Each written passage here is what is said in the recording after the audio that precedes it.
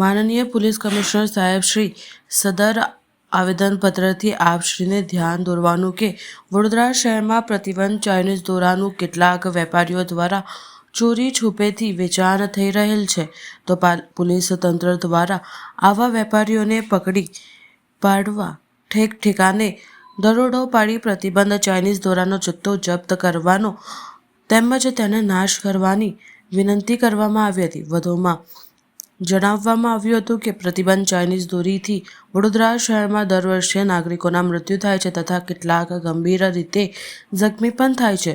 જો પ્રતિબંધ ચાઇનીઝ દોરાનું વેચાણ કરનાર વેપારીઓ સામે ગુનો દાખલ કરવામાં આવશે નહીં તો અમારા દ્વારા ઉગ્ર આંદોલન કરવામાં આવશે, તેવું સામાજિક કાર્યકર યોગેન્દ્ર બારોટે દ્વારા જણાવવામાં આવ્યું હતું. ઘાયલ થાય છે, કોઈ મૃત્યુ પામે છે. પ્રતિબંધિત જે ચાઇનીઝ દોરો છે એ દોરો વડોદરા શહેરોની અંદર વેચાતો હોય છે. જેમ કે ભૂતકાળ હોય, વર્તમાન હોય, પોલીસની કામગીરી કરતી હોય છે, પરંતુ વડોદરા શહેરના નાગરિકોને પણ આપણે કહેવા માંગીએ છીએ કે તમે પણ સચોટ બનો. સાથે જે દુકાનદાર છે એ દુકાનદારને પણ ઓપનલી કહીએ છીએ કે ભાઈ તમારામાં રામ છે, જો તમારામાં દયાનો ભાવ હોય તો તમારા પણ બાળકો રોડ પર ફરતા હોય છે. તમારા બાળકો સ્ટુડન્ટ તરીકે સ્કૂલમાં જતા હોય, ક્લાસમાં જતા હોય, તમારા બાળકો રોડ પર રમતા હોય, ગાડી લઈને નીકળતા હોય, તો ચાઇનીઝ દોરો કોઈ કહેવામાં નહીં આવે કે ભાઈ આ દુકાનદાર છે, ચાઇનીઝ દોરો એના ગળામાં ના આવે. કોઈના પણ ગળામાં આવે અને મૃત્યુ પામતા હોય છે. તો મહેરબાની કરીને બે હાથ જોડીને દુકાનદારો છે જે ચંદ પૈસા કમાવા માટે લાખ, 2 લાખ, 50,000 કમાવા માટે તમે આ ઝેર કહેવાય, ઝેરની જેમ કહેવાય. એક દોરો આવે છે ચાઇનીઝ દોરો, કટાક કરીને આમ કપાઈ જાય છે, લોકો મરી જાય છે. તો તમારામાં દયાનો ભાવ હોય ને તો જે અમુક દુકાનદારો છે જે લોકો ચંદ પૈસા કમાવા માટે ચાઇનીઝ દોરો વેચતા હોય છે, એવા લોકોને કહેવા માંગે છે તમારામાં મહેરબાની કરીને તમારામાં ધર્મ કર્મ જેવું હોય ને તો ચાઇનીઝ દોરો ના વેચતા. જેથી કરીને કોઈનું બાળક હોય કે પછી કોઈનું એકને એક કમાવાવાળું વ્યક્તિ હોય, ચાઇનીઝ દોરો ઘણા સમયથી આપણે જોઈએ છે, ઘણા વર્ષોથી આપણે જોઈએ છે કે ચાઇનીઝ દોરોના લીધે લોકો મરી જાય છે. તો આવું ના કરો ભાઈ. પોલીસ તો પોલીસની કામગીરી કરતી જ હોય છે, પરંતુ તમારામાં પણ જો રામ હોય ને તો આ દોરો મહેરબાની કરીને ના વેચતા. મહેરબાની કરીને કહીએ છીએ.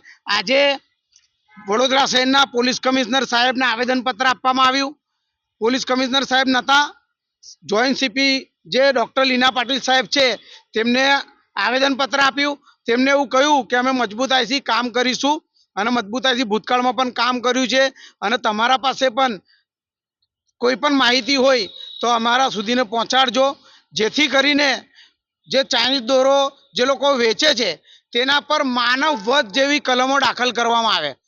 આવેદનપત્રમાં ચોખ્ખું એવું લખેલું છે કે માનવ વધ 307 જેવી કલમ દાખલ કરવામાં આવે, જેથી જે દુકાનદાર છે, જે લોકો ચાઇનીઝ દોરો વેચે છે એ લોકો ગંભીરતાથી એના પર કલમો જાહેરમાં, મતલબમાં જે કલમો છે એ ભારે કલમો દાખલ કરવામાં આવે અને એને જામીન ના મળે તો આવતા વર્ષે બીજો દુકાનદાર જે ચંદ પૈસા કમાવા માટે જે આ ગોરખ ધંધો કરતો હોય, પ્રતિબંધિત ચાઇનીઝ દોરો વેચતો હોય, એ દોરો ના વેચે.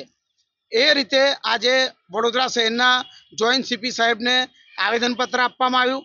મજબૂતાઈથી કામગીરી કરે, સાથે દરેક લોકોએ પોલીસને સપોર્ટ કરવો જોઈએ. સાથે જ્યારે દોરો પકડાતો હોય છે ત્યારે જે કાલુ, રાજુ, મહેશ જેમ કે પંચની અંદર મજબૂતાઈથી જે પંચો છે એ મજબૂતાઈથી લેવા જોઈએ, જેથી કરીને કોર્ટમાં ફૂટી ના જાય કે ભાઈ આ દોરો પકડાયો છે તો આ દોરો ક્યાંથી પકડ્યો છે અમે એને ઓળખતા નથી.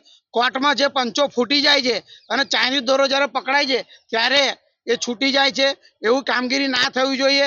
મજબૂતાઈથી જે પંચો છે એ પંચો મજબૂતાઈથી લેવા જોઈએ, કેમ કે પોલીસ હંમેશા સારી કામગીરી પણ કરતી હોય છે, પરંતુ જે પંચો છે ને એ રાજુ, કાલુ ને મહેશ ના હોવા જોઈએ.